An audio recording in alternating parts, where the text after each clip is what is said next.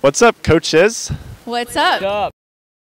Welcome back to What's Up, Coach. Today, I'm joined by two coaches, Ryan and Kirsten McKay, head coaches of the men's lacrosse team and the women's lacrosse team at Methodist.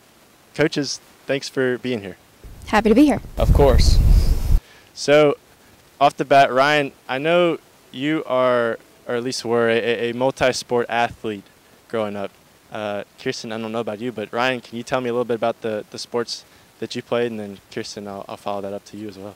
I grew up playing basketball and lacrosse. I played basketball and lacrosse at Millsaps College. I was a little naive growing up and thought I could do both, but basketball season at the college level goes from, September to early March, and then you're right into lacrosse season. So I needed to give up one up. I was a lot better at lacrosse. Height doesn't really matter in lacrosse either, so that helps me out. And I needed to graduate in 4 years, and so I just, after 2 years of college hoops, I decided to just stick with lacrosse. Kirsten, what about you? Lacrosse, honestly, is my main sport, and that's what I did for most of my life. I rode horses for quite a few years and was not very good at it, but the only other sport that I really played competitively was volleyball, and height actually does matter in volleyball, so that didn't last very long. But yeah, that's kind of it. Lacrosse was really my longest running sport. When did you both start to play lacrosse? I started in 3rd grade. Yeah, about fifth grade for me. It was kind of new growing up in Atlanta, so I was kind of that first generation of Atlanta youth lacrosse kids, so but relatively young. So you both come from Piedmont. Piedmont comes here in both men's and women's lacrosse this season. What are you looking forward to about that? Well, I know it'll be a unique experience having kids that you recruited on the other side. Does it specifically for you, Ryan, does it make you feel old? I'm already old. I'm bald. I got a hat on to cover it up, but no, it's exciting. I love those guys that I coached and recruited. Nothing but respect over there, but now they're on the other sideline, and so I'm just excited to compete against a really good team. I know it'll be a battle. I know there'll be probably some trash talking from their players to me, but I got to act a little professional when that comes. Same for you, Kirsten. It's going to be a very, very competitive game.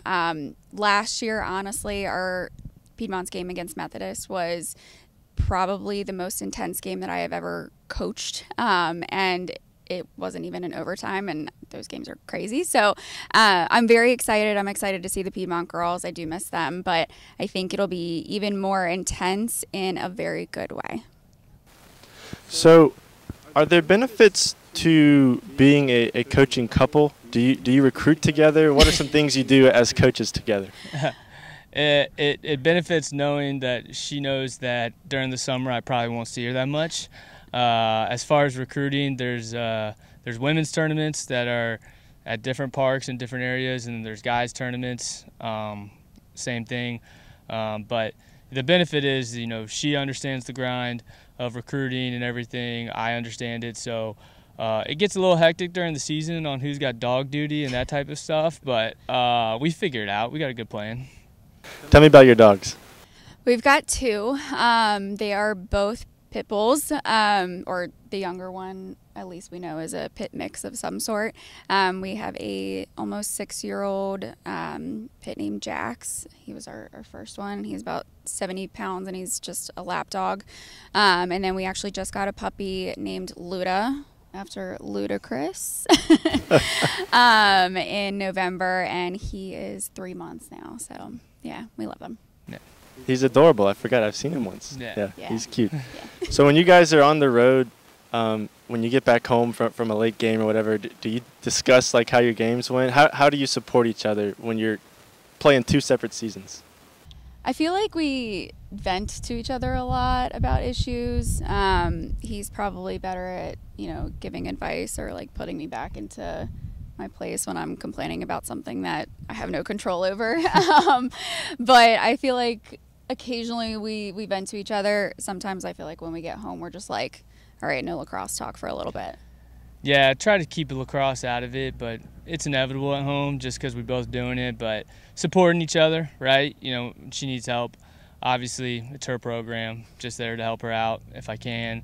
I try to do my best to make sure that I'm not complaining too much during the season or anything like that. Kind of handle it internally, but that's inevitable. But you know, it'll come up. We'll talk about it, and then we'll throw on, you know, TV, Netflix, watch a movie or something, and it kind of washes away.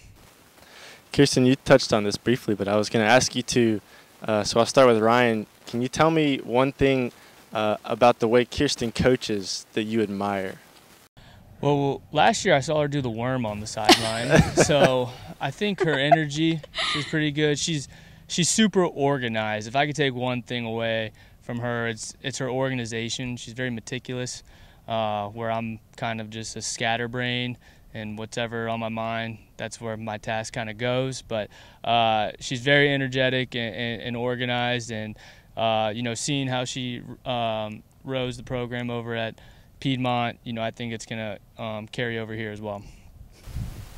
Can you tell me one thing you admire about Ryan's coaching style? I was going to say his energy too, but I think he's really, really good at connecting with his players on their level.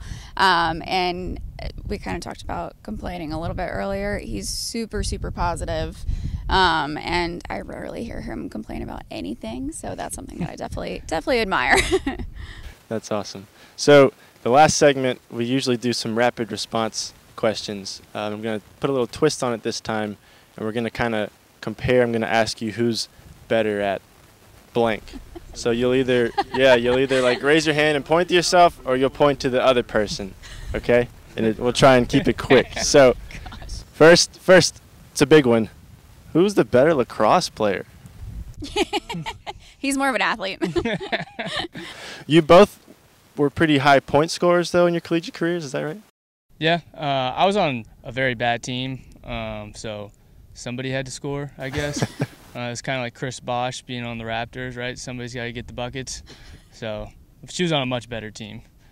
I don't know if I would definitely say I scored a lot compared to some of my other teammates, but I was all right. All right, who's the better cook? Oh, depends. It depends what it is. What's your favorite meal to eat together? Ooh. I like to cook chicken parm. You know, I got some Italian roots. I like chicken parm. It's good, easy, kind of messy to clean up, but I enjoy it.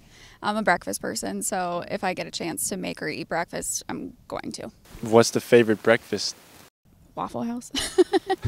Yeah. Has to be Waffle House. There you go. That's a good one. All right. Who's the better driver? Sure. Where's your favorite place that you've been together? We went to the Bahamas this summer. Yeah. That was pretty cool. And then our honeymoon was in Punta Cana, so probably somewhere over there in the Caribbean. I did that. Yeah, definitely. All right. Who is smarter? Oh, she is. Check our GPAs. Yeah. Like I said, I need to focus on school. All right. The last one I had, Ryan already touched on it briefly, but who has the better hair? Oh, she does. Just because I have hair. I used to have luscious flow, but it's gone. I couldn't resist. I It's all right. All right, that's going to end it for us. This was a lot of fun, you guys. I appreciate you answering all my questions, even when I picked on you a little bit. But, thanks for tuning in, and go Monarchs. Go Monarchs.